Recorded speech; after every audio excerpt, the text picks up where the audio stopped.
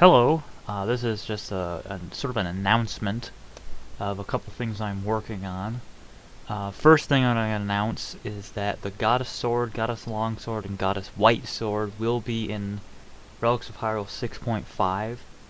I don't have them in-game yet, but here is a render of the White Sword in NIF scope.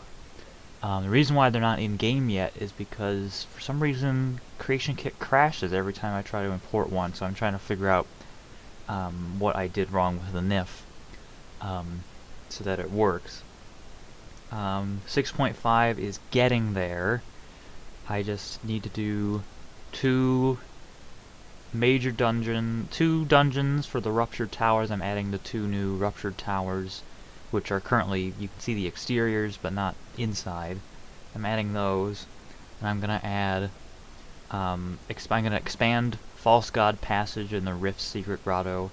I'm gonna add a place called Lost Sky Crater, and then those of you may have noticed unintentional glitch above Bleak Wind Basin.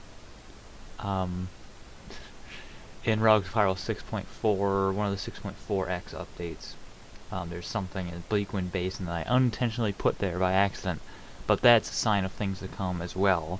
So there's some things I'm working on there. So it's going to be a few months before 6.5 is finished. I'm thinking it's going to be done in March, but we'll see. Mostly it's just these locations that I'm working on, and there's some scripting I have to do. But there is something that I'm already planning.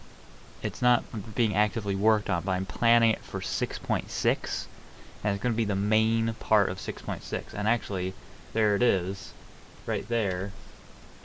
One of the things that people have requested a long time, very often, they've requested support or a patch or something for Legacy of the Dragonborn, and somebody contacted the mod author, and he was not interested in doing that. I don't know where he stands on it currently. I don't know if he's changed his mind or not, but what I'm going to do is, even if he does decide to add support for Relics of Hyrule for whatever reason, I'm still going to have my own museum in Relics of Hyrule. It's going to be called the Hall of Memories, and and it's going to explain who they are. So I'm killing two birds with one stone. It's going to be a museum. This is the Armos display. It might look different from this when I actually finish it, but all the items will be displayed like this. There will be themes. So there's the Armos stone, the arrows, which apparently I can take, which is interesting. I don't want to bother with that because I don't want to risk it crashing, but all the weapons will be displayed like that, and then there will be different displays for all of the items. And it took a day or two to figure out exactly what it would look like, and I figured out what the hall will look like, how you're gonna get there. And it's really cool, and I've already set up a system for activating the displays. So they may not look like this. These buttons are just activators that I managed to get in. That it looks okay, but there's still work to be done. Armos sword is missing, so the way it'll work is, if you have, for the Armos display, if you have an item, these buttons are coded so that when you activate them, the button will disappear and the item will appear with some flourish. I don't know if I'll add a sound. I'll probably just have that visual.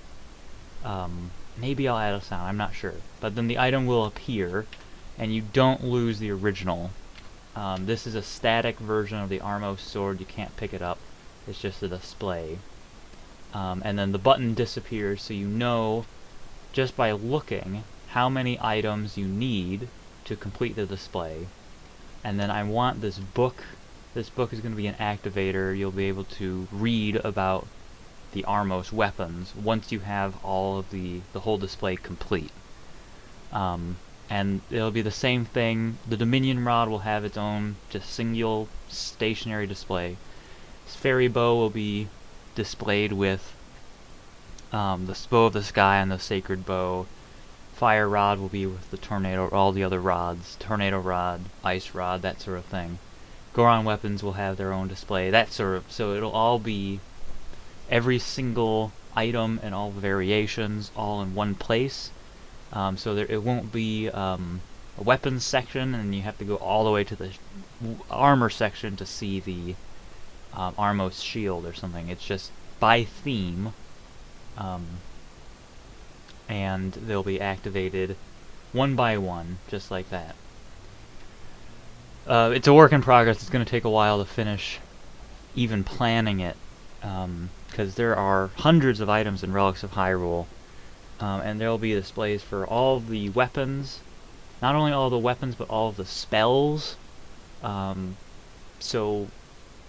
And it'll be really cool, and it works with the story of Relics of Hyrule. I've managed to figure out how to make it work with the story. There's going to be a unique item that, instead of this being in a set location, there's going to be an item that you can use in your inventory and just teleport to the Hall of Memories whenever you want. And I'm really excited about it, and I know it's going to happen because once I started thinking about it, I sort of became obsessed with the idea, and then I got really excited about it. So that's proof that it's something that's going to be really cool, because I'm just really excited. So yeah, that's the pre-alpha development announcement for the Hall of Memories for Relics of Hyrule 6.6, which is going to be several months from now. I'm not even going to try to estimate when it's going to be done. It's going to be months. Many months. 6.5 will be coming out in a few months, maybe March, maybe April. 6.6 is well from now. So, thanks for watching. Keep supporting the mod, keep supporting the wiki. There'll be another episode of Relics of Hyrule, the series, tomorrow. And I'm working on editing a few more. I've recorded up to episode 55 or 54. And I'm editing those together. And so we'll have a buffer like we did. Cool things. Thanks.